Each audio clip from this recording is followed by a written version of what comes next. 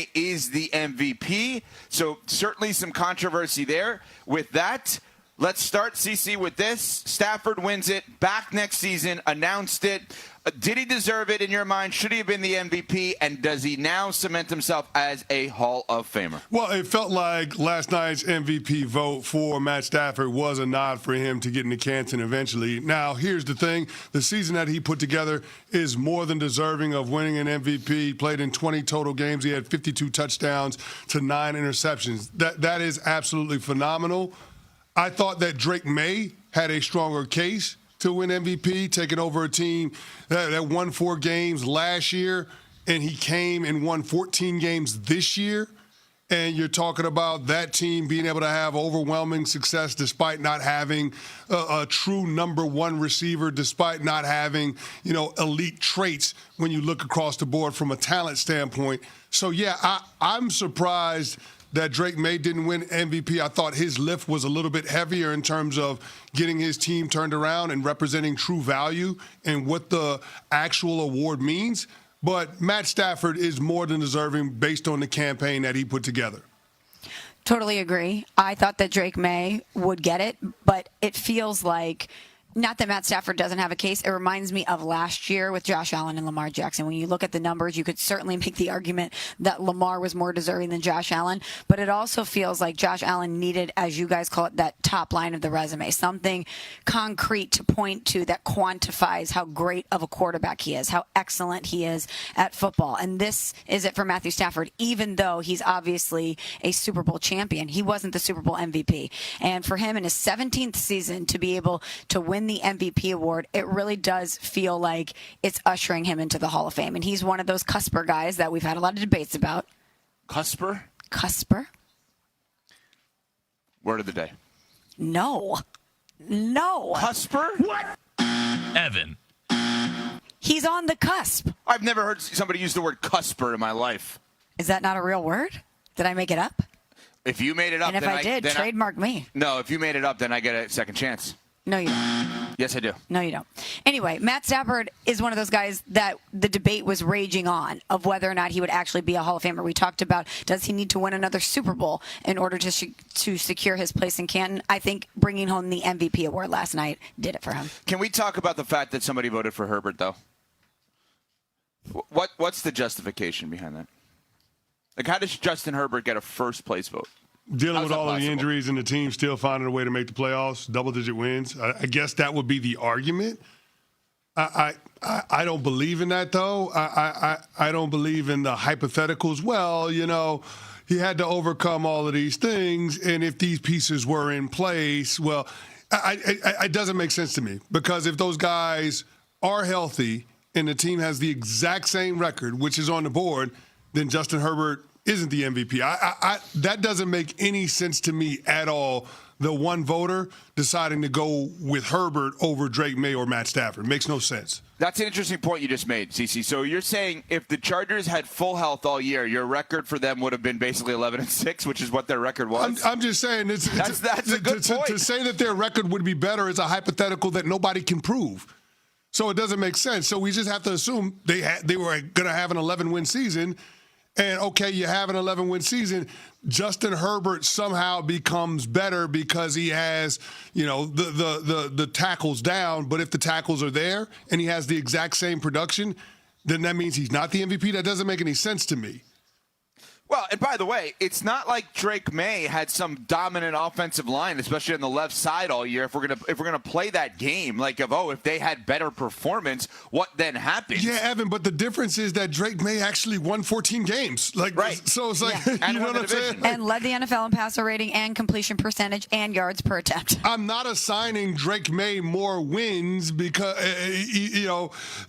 I'm not assigning him more wins based on a subpar offensive line. You know what I'm saying? Yeah. I'm not assigning him more wins based on something that isn't there. That's the part that I don't get.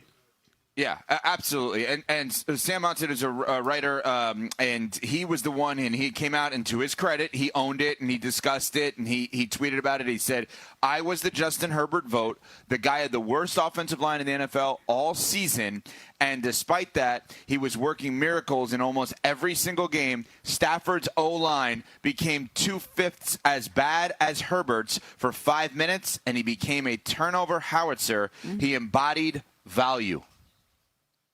Any justification in the reasoning there? And this is not a personal attack on Sam. Obviously, he's accomplished enough to get this vote and the opportunity to vote, and he's thought it out. I don't think he was doing it for like hot take attention. I'm going to be on Unsportsmanlike to begin a show live from San Francisco, brought to you by SoFi. Yeah, he's not walking around Media Row looking to come on and defend his position. I don't get that sense at all. But I think this is more of an analytical breakdown of this that I don't see. And this is not even me as a Patriot. Like, I'm okay with the idea of Stafford winning it.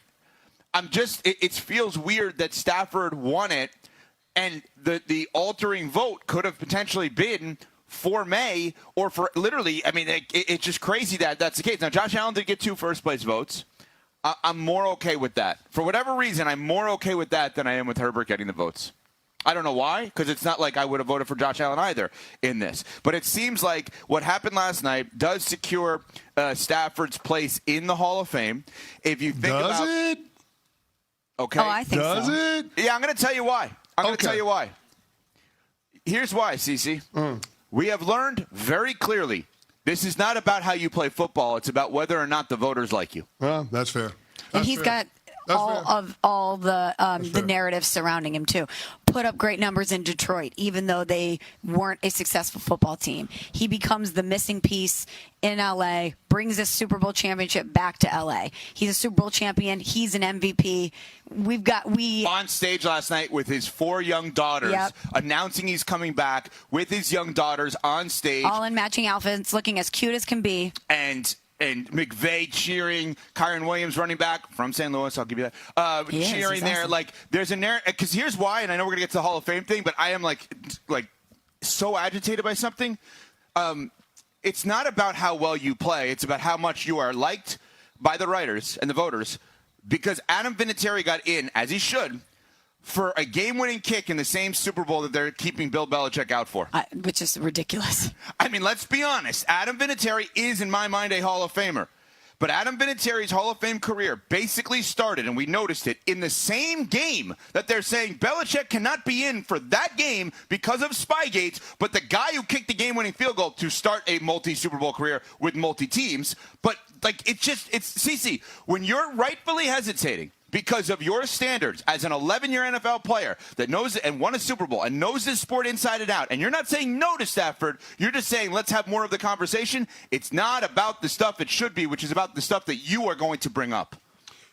Fair. I do want to acknowledge, though, the Hall of Fame voting is somewhat of a zero-sum game, especially with the senior committee nominees. When you start talking about some of the guys from yesteryear, like L.C. Greenwood and Roger Craig, so on and so forth, Roger Craig getting in over Robert Kraft or Bill Belichick right now actually makes some sense, because you're talking about one of the last few opportunities for a player like Roger Craig, who had 1,000 yards rushing and 1,000 yards receiving in the same season, one of 3 players to ever do that in the NFL. You're actually talking about the last opportunity for him to get in. So from that perspective, it does make some sense when the voters say, hey, I want to go with this guy over Bill Belichick or Robert Kraft. I know Bill Belichick or Robert Kraft will eventually get in.